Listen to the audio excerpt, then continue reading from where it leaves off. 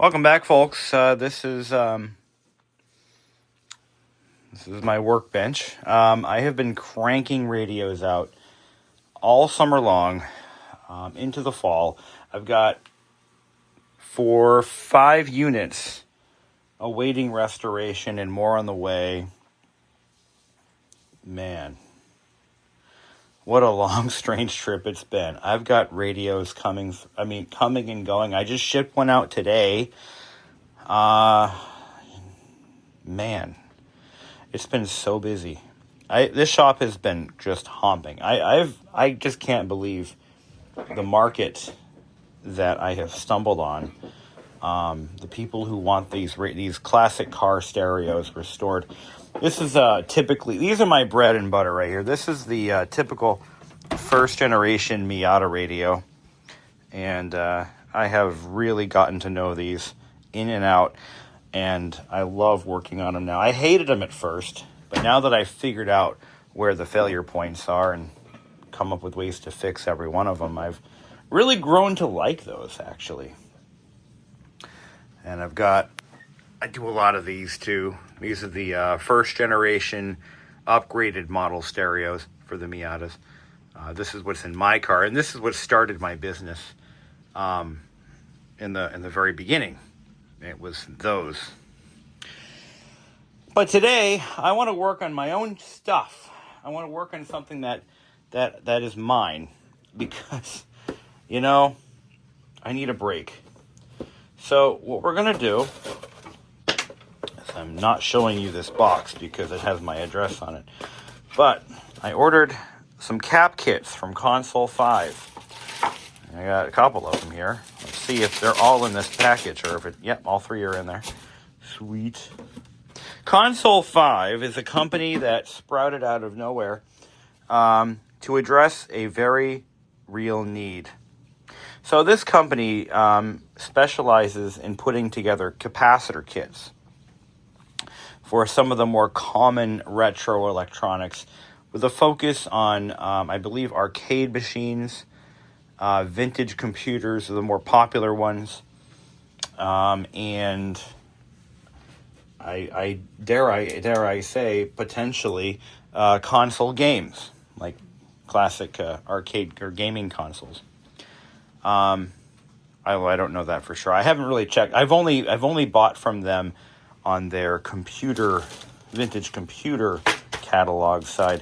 So these kits, this is an Apple IIgs PCB kit. That's the logic board kit. I've got an Apple IIgs power supply kit. Those will come in handy. I'm going to do the 2GS at some point. But I really want to do the LC3 power supply. Now, this LC3 I have owned for several years, and I recapped so the original power supply failed, so I bought a kit from Console5 to rebuild it, and it kind of works and it kind of doesn't. It just is very iffy. Sometimes I get it to, it'll chime, but I won't get anything on the display. And this started when I put in that rebuilt power supply. But I have a spare power supply that I've been using without issue. See, now it's going to be fine. It's going to make a liar out of me. But here's the power supply that I have that was still functional. And I took this out to put in the rebuilt. But one of the things I found when I took that rebuilt power supply, or the original power supply apart, was there was so much damage from capacitor leakage that it was like I wasn't even sure I was going to be able to save it. So I'm hoping that the picture looks a little rosier on this other power supply, which is my spare. Are you with me so far? Just nod and say yes. All right. So I've got my phone all set up. We're going to do some cap work. Now, I've also used Console5 kits on my Apple II Plus, both floppy drives, and I used a kit from them for my compact portable.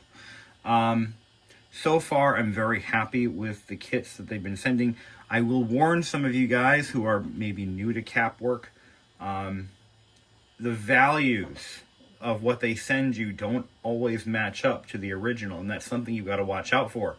In other words, let me be clear, it's totally fine. All right?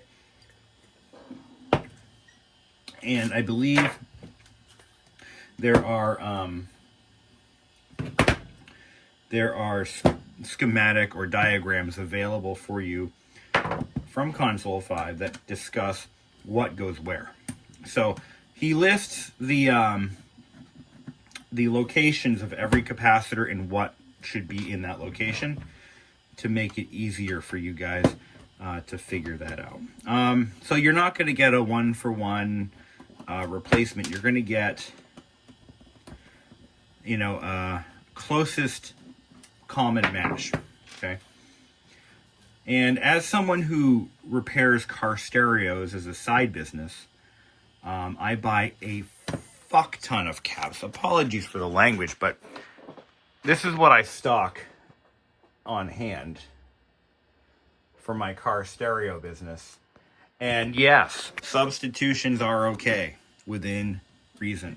It depends on the circuit, and it depends on some other factors. But bottom line, the kit you get from Console5 will do the job. We're going to do this entire cap job, start to finish, on video.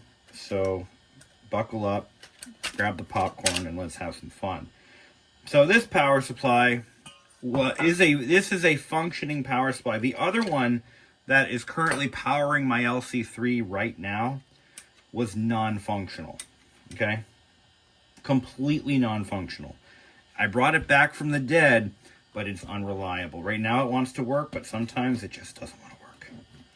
So let's crack this guy open and see what we're in for. All right.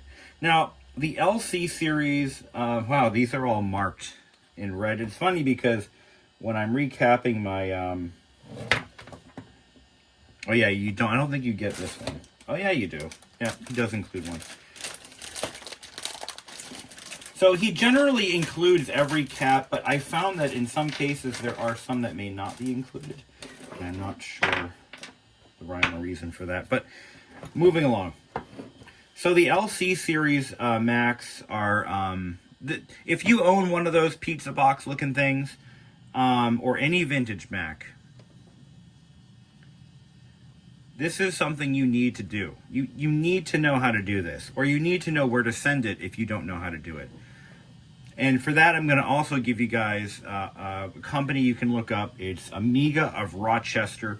Amiga of Rochester is where, if I didn't know how to solder, I would be sending my stuff over there, because they do good work and they only do vintage stuff, so they know what they're doing. They're going to take their time. They're going to do it right. But for those of you with some semblance of soldering skills and you want to do it yourself, Console5 will take care of you. They've got the stuff. All right, we're going to start with this big cap because I just want to do that. I just want to take it apart.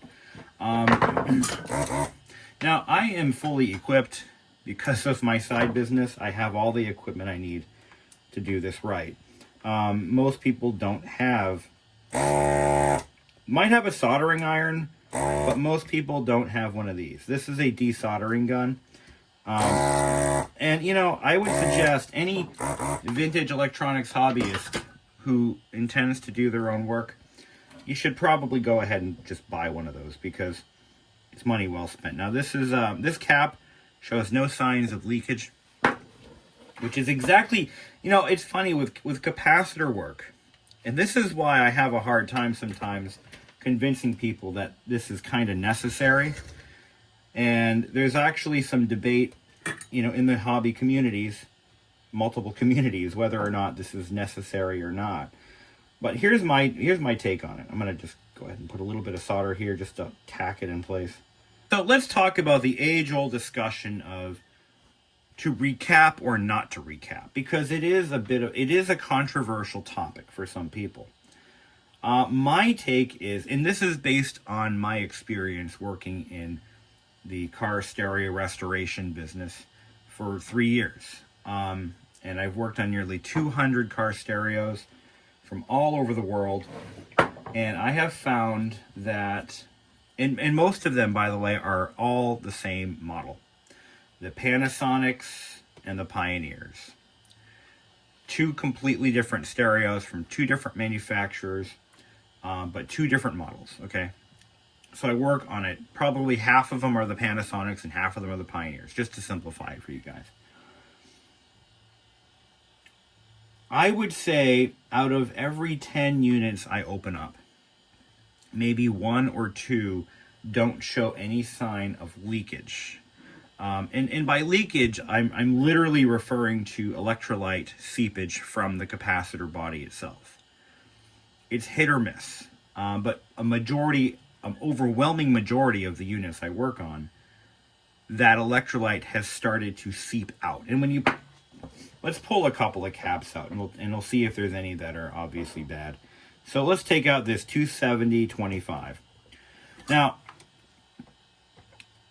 the problem with allowing capacitors to remain in service long enough to start leaking, and it is a problem. The issue at hand is the stuff is corrosive, and it can cause collateral damage by partially short-circuiting the capacitor itself. This stuff is really nasty. And I'm just going to get right to the point.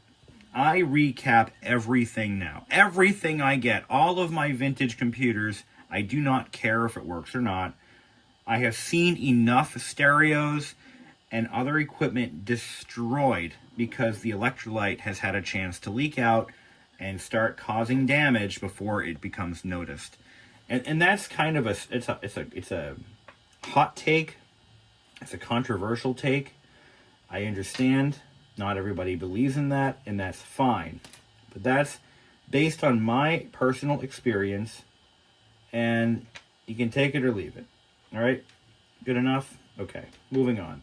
So far, this power supply looks to be in better shape than the one I've already done. But you see, he substituted, this is a 35 volt, 270 microfarad being substituted for a 270-25.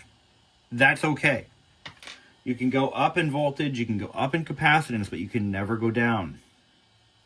Also, pay attention to the keying. So this particular board is clearly marked. There's a negative sign on the negative lead. And just pull, if you're in doubt, just pull one out and see, just get an idea for the orientation of the capacitor. So the stripe here, that's your negative. And see what that corresponds to on the board markings. And so, ooh, I can already smell it. I smell it. Oh my God. Yep, this sucker's leaking. So, leakage can be seen in one of two ways, depending on the type of electrolyte that they used. So one way, and this is pretty obvious, is when you see a crusty white substance underneath the cap. Or it could be yellow, could be white, but it's going to be crusty and nasty looking. You pull a capacitor out, and that's what you see. Well, guess what? She's a leaker. Now, the other way is, and if you mop it up with a Q-tip, there's going to be like a yellowish substance. Now, the other way that you'll know it's leaking is if you desolder it and you smell fish. If you know, you know. It is the nastiest. It smells like rotting fish. If you smell rotting fish, you've got a leaking capacitor. Congratulations. So that's what I'm smelling right now. Rotting fish. But I don't see any visual signs of electrolyte leakage. So there you go. So this one is leaking. No question about that. But if you smell the rotting fish, get this out of the way. If you smell rotting fish, or you see crusty stuff, this one's not leaking, but the other one was 270 microfarad, 25. There's a 16. It's got a 1000. There's a 270, 35. So we're going to do the 35s instead of the 20. I see what he's doing there. Totally fine. Nothing wrong with that. And I like to clean up underneath every cap because, you see, there's a little bit of a yellowish residue. So there is some minor leakage of electrolyte, but not too much. But we want to clean that off. There we go. So put that in there, and I just to kind of flare out the leads a little bit. Then we do our next one. So this one is going to be a little guy. All right. But in more egregious cases, and I'm talking about the power supply that is currently running my, oh yeah, this one, oh boy. Yep, you got a little bit of residue there. Let's see if I can get that on the frame here.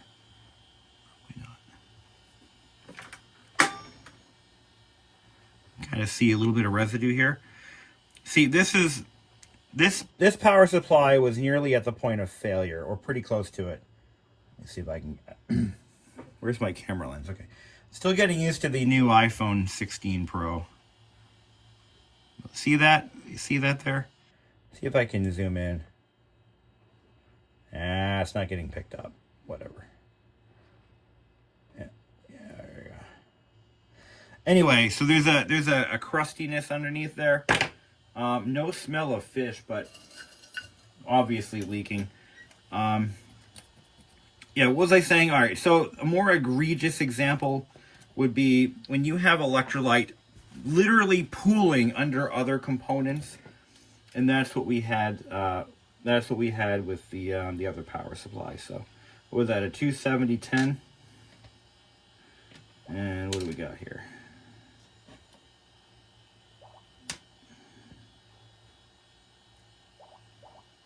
So we got a 270 microfarad 16 volt. So again, we're going a little up in the voltage rating, but that's fine. There is a margin you can work with. Now, we could also take the time and test every cap with our ESR 70. And they'll probably test within range. And I suspect they would, because this power supply was functional. So at least the capacitors are within enough, close enough range to spec to where it does allow it to function. But, you know. So these LC, LC1, 2, and 3 power supplies are very common on eBay. You can buy these rebuilt. A lot of folks are buying and selling these. They're buying broken ones and rebuilding them and reselling them. That is an option you have. This model is so common and relatively popular among collectors. So something like this, you can actually just buy a recapped power supply and not have to worry about all this. But it's going to cost you a little more. And that's just, if that's the route you want to go, you know, it's going to cost. But this is a job you can do yourself. This is not a high, this is probably, of all the power supplies I've ever redone, this is probably one of the simplest. Now this one, we have a little bit of pooling. So there's a little discoloration at the bottom of the cap, and there's obvious pooling of electrolyte. So we need to clean that up. This is a 10-1000, so we have one of those on hand. I'm going to mop all this up as best as I can. You can use like a parts cleaner, one that doesn't leave a residue, and you can actually spray that stuff away. But this one isn't so bad. The other one was really bad. It was so bad that there was corrosion under some of the components, and I think I see some corrosion right now. Let's take a look. So this one right here, I see a little bit of discoloration on the solder joint, indicating, oh yeah, I can smell it. Oh boy, this one's going to be a mess. Yep. Oh wow, look at that. Looks like there was some shorting going on. So there's, let me see if I can zoom in on this. You don't want to see black residue. Let's zoom in on that. See that? That means that there was some current passing between the leads on that capacitor in particular. So again, this is why, and there was nothing obviously wrong. I mean, it worked, you know, it worked fine. 5625. What do we got here? We had a 5010, a 5650. So we've doubled the voltage reading on this one. Oh, if it works, it works. So these kits are tested. You know, he sells a lot of these kits, and he puts them together without issue. So I'm going to trust his judgment, and we're just going to roll with it. But you want to clean that off as best as you can. But that's what I'm talking about. I mean, this is a power supply that was, you know, within the brink of failure, even though it worked just fine when it was yanked. It was definitely at that point. So, getting to my original statement, I work on car stereos, and they all are about the same age, made with the same parts from the same vendors. In the case of my Pioneers and Panasonics, respectively, you know, they share a lot of the same traits because, you know, and I would say they all typically fail right around the 25 to 30 year mark. And what's this one? 4725. That's 47. Yeah, that's this one right here. But there's also another phenomenon. So you're going to find that capacitors from the 1980s in particular don't seem to have as much of a failure-prone behavior as capacitors from the 90s. And that has to do with the quality of manufacturing and the formula for the electrolyte, which has changed over the years for a variety of reasons, probably cost, environmental, etc. We got one more, an 8.250 volt, and it's being subbed for a 10 microfarad, 50 volts. So we're going to change out that one. That's it. That's the last one. I told you this was an easy one. If you're going to do a capacitor swap on any computer power supply, let it be an LC, because they're fun to work on. Very rewarding. Did I? Oh, I got the wrong. I'll just have to reflow those or resolder those points. All right, there we go. So let's pull this one.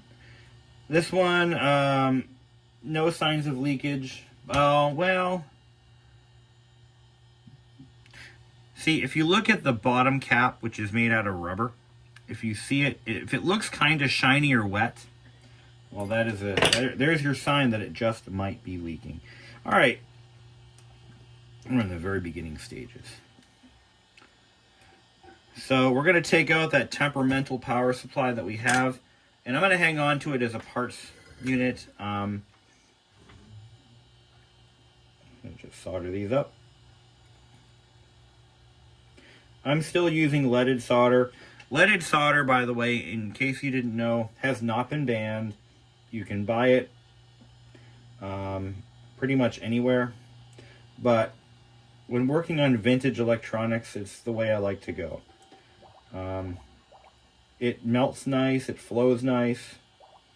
And I actually do get regular leg tests. I believe it or not, because of what I do, I've asked my doctor to add it to my annual blood panels. Because I am concerned about lead exposure, as anyone should who works with electronics. It is a occupational hazard, and but if you're not doing 100 radios a year or whatever, you know, you work on arcade machines, maybe don't worry about it. But yeah, I do get and so far I've always had, you know, very, very normal lead tests, so I haven't had to worry so much. But it's an occupational hazard that you just have to deal with if you're going to work on this stuff professionally or as an intense hobby.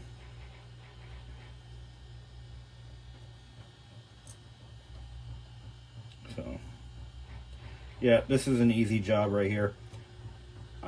If I don't do these, so I have a I have my niche, I have my market, and that is vintage car stereos with a, you know, with a heavy leaning towards Miatas in particular, because I'm pretty well known in that community.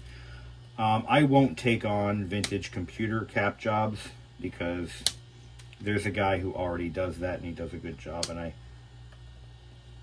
don't want to take anyone's, you know, business. That's what he does, and he does it well. So again, that's Amiga of Rochester. If you're looking to have this kind of work done, if you're a so here's the thing: is if you're a vintage computer collector, hobbyist, whatever, and you value the functionality of your equipment, you really should be doing this kind of work or farming it out, because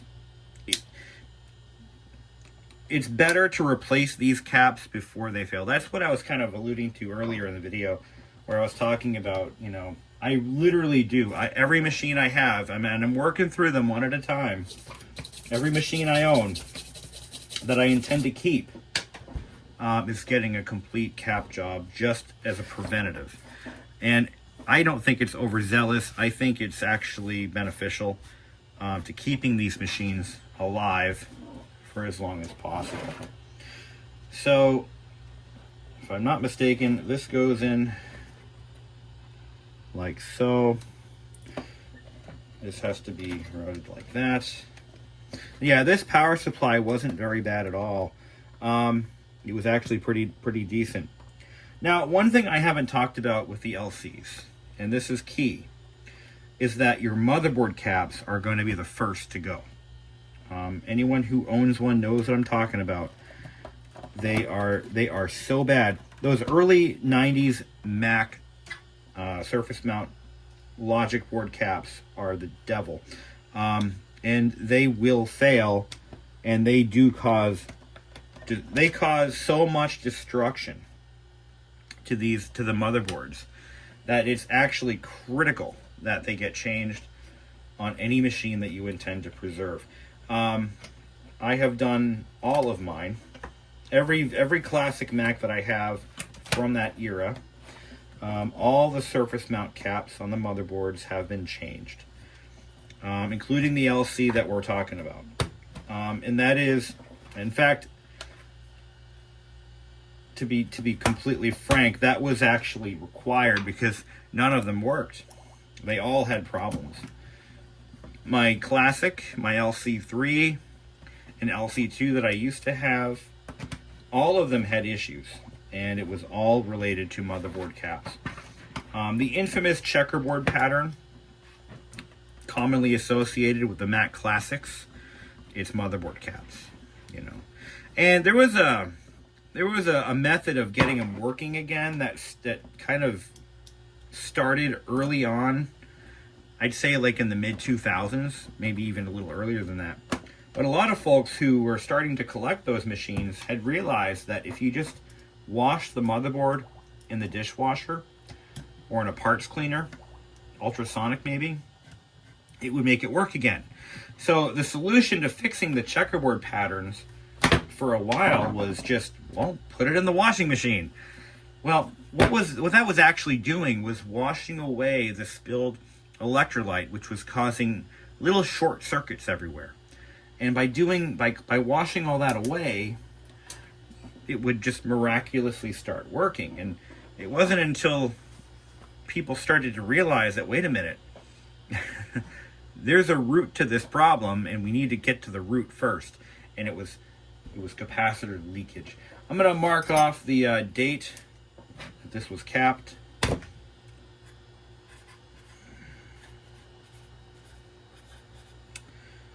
What is it, the 9th? I'll just say it's it is the 7th. 10/7/24.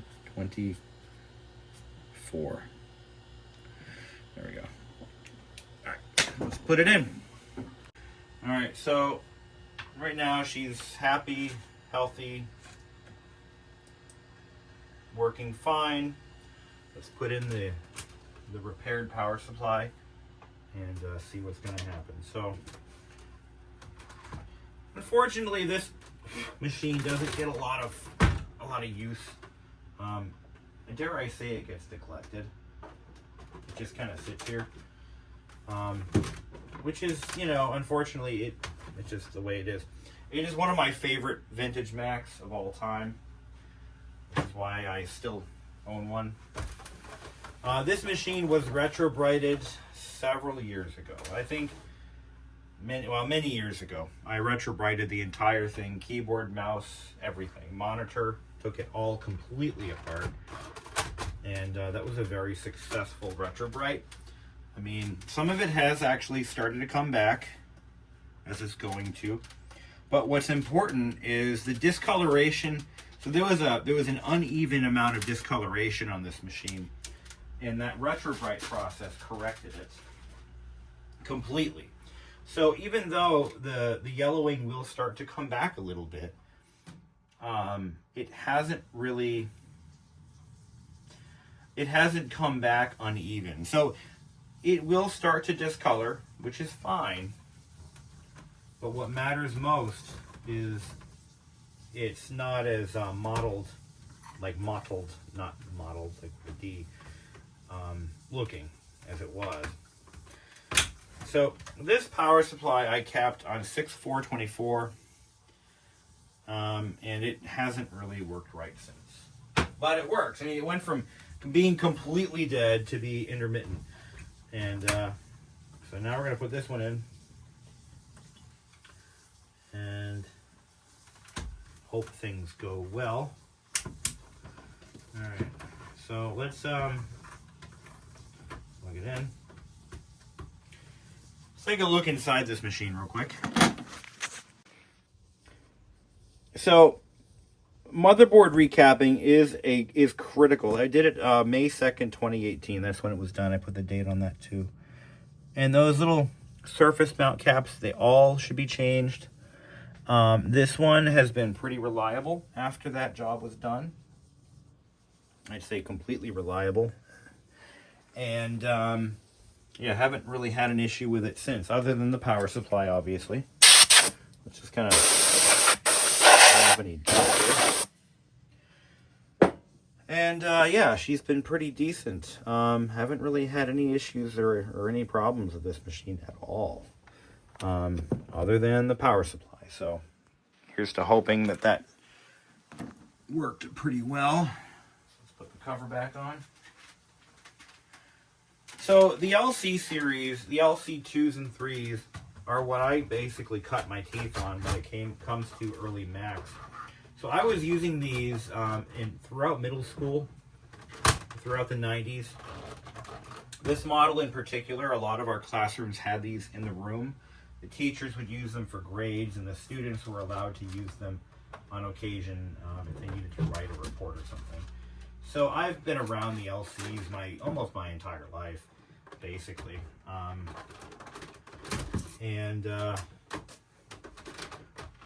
When I was in high school, so our high school had a requirement for graduation where you had to do community service hours.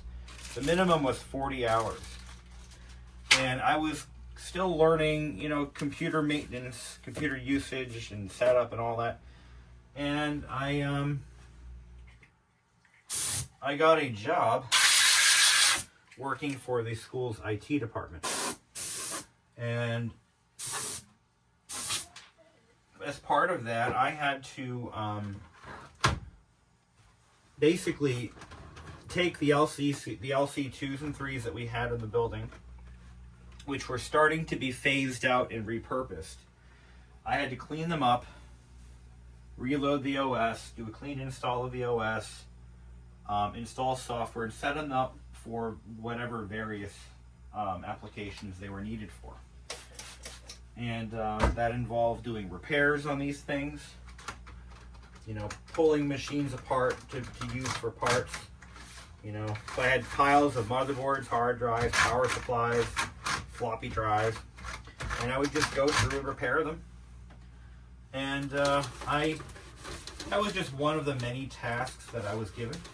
And I ended up doing 250 community service hours, which is what got me this right here. Technology Award, May 23rd, 2002. So the LC3s, the LC2s, you know, they were a big part of my life in school anyway. Here we go. Okay, good. So what was happening before is it would chime, but the display wouldn't kick on. So it would basically freeze at that point. So we're good now. It's good. It's running under its own power. Everything looks good. I'd like to find a cap kit for the monitor as well. If not, I'm gonna have to come up with my own. And I don't mind doing that. But I want to ensure that this thing will be around for years to come. And that's how you do it. If you want your collection to run for years, this is what you got to do. That's just the name of the game. You got to do it. Because if you don't, you know, these machines will die off and they'll end up in landfills. And that's it. That's it. It's over. Now you're just stuck with using emulators, and that's no fun. But anyway, I put at ease on this as an homage to working on these machines back in high school. They all had at ease on them. So we had an admin profile and we had a student profile. And the student profile was extremely locked down, as it should be. Now this one's got I don't know if you guys noticed, but I think this one has the IBM hard drive. So one of the other problems that these are notorious for are hard drive failures. The original Quantums, the Quantum Fireballs, were high failure rate drives, and they all failed for the same reason. There's a rubber bumper that the head stack bumps up against when it's parked, or when the heads are parked, and that bumper gets soft with age, and the head stack will stick to it. That was one issue. I've also had some where they suffered a head stiction problem, where the drive, or the platters and the heads would weld themselves together. This one has an IBM drive in it, which is a much higher quality drive. I have had very few failures with the IBMs. A lot of other collectors are going to just take the mechanical drives out entirely and put in like SCSI 2SD or whatever they're called. Basically a modern day SSD equivalent for these. And it's an option that you have, and I've chosen not to go that route. SCSI 2SD, I think it's called. Yeah. I have chosen to continue with the mechanical drives on all of my machines that shipped originally with mechanical drives. That is my choice. That is what I've chosen to do. Not everybody agrees with that, but that's just what I do. So, this thing should be good for the long haul. I just need to do the monitor next because, yeah, the caps in these monitors are also probably on the way out too. But thank you for watching. And again, this is something that anyone can do. You just need, really, all you need is some solder, an iron. Any iron will do. This is by the way, for $100, you can't go wrong with an FX 888D. Although they have the DX now. They're a different model, but this soldering kit has made me a lot of money. I have made a lot of money off of this soldering iron. This is a hobbyist level iron, by the way. This is not even a professional iron. This is a hobbyist or light task iron setup. This is your entry level Hacko. And I have made tens of thousands of dollars with this iron. So for $100, this could be the last iron you ever need. I mean that. The FX series is just perfection. It's even Japanese made. Sorry, Malaysian made, but Japanese designed. Fantastic iron. I love this iron. I mean that. I don't endorse products unless I truly believe in them. And this iron right here, you can't do better than the Hakko. If you're an entry level or a hobbyist, even if you own a small business, I will be upgrading to a newer iron when this one breaks, but that has not happened yet. I have left this iron on for days on end, okay? And I'm still on the original element. Now, the tips I've had to replace numerous times, but they're very inexpensive and they're plentiful. So if you're going to start doing some cap work on your own stuff and you want a nice iron to just Hakko, these retail from Hakko, that's from the company's own website, they're like $100. You can't beat that. This is the best iron I have ever owned, and I love it. Now, for desoldering, you're going to need some desoldering wick. It comes in different sizes, but the one I find that works the best, if I have a roll of it here. I stopped using solder wick when I got this. I don't have a roll of it. It comes in a blue roll, and it's pretty expensive, actually. It was costing me too much to buy solder wick when I realized how much it was going to cost if I continued, that I just spent the $300 or $350, I think, for the Hakko FR301. This thing, again, I could not have done it without this. But you only really need one of these if you're going to do a lot of machines. Otherwise, use the desoldering wick or use one of those suction plungers. I no longer own one because I've never had a lot of luck with those. But the suction plungers, the little spring-loaded things, those are also decent. But you don't need to spend a lot of money on equipment. But just buy quality equipment. Spend a little extra. Don't buy this shit off Amazon. But spend a little bit of money on a soldering station. $100. It may sound like a lot. But, well, if you're doing what I do, I could spend $1,000 on an iron. It would still be profitable. But just get quality equipment. Because when I started learning how to solder, I was 9 years old. And my dad bought me my very first soldering kit. It was from Radio Shack. It was one of the 40-watt pencil irons. And he got me one of those, I don't even know if they make them anymore, but it was a desoldering device. It was a pencil iron, basically, with a little suction bulb mounted to it. And that tool led me, it was so frustrating to use that thing. It aggravated me. It discouraged me. It was hard to use. It wasn't very good, but it was better than nothing. And then I discovered solder wick, which made things a little bit easier. But when you're doing a lot of desoldering, solder wick gets expensive. It really adds up. You'd be surprised how much the good stuff costs. But the pencil iron, it does the trick for, through hole. And if you really want to get into it, you can start looking at one of these. This is the Quick 861. This is a very nice hot air station. If you're going to do motherboard caps, like surface mount caps, this is what you want. Once again, I cheaped out when I first started doing surface mount, when I was learning how to do it, and I still am. I'm still not great at it. But when I was learning how to do it, I bought a cheap hot air station, and it was just frustrating to use. It wasn't maintaining temperature very well. It sucked. So I spent a little bit, when I started this business, I'm like, I'm going to spend real money because I can write it off now. I can get quality stuff. I can write it off in my taxes. All's good.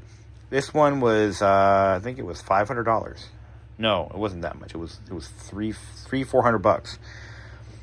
I don't use it that much, but I have it if I need it. Anyway, so yeah, so that's my lesson for today.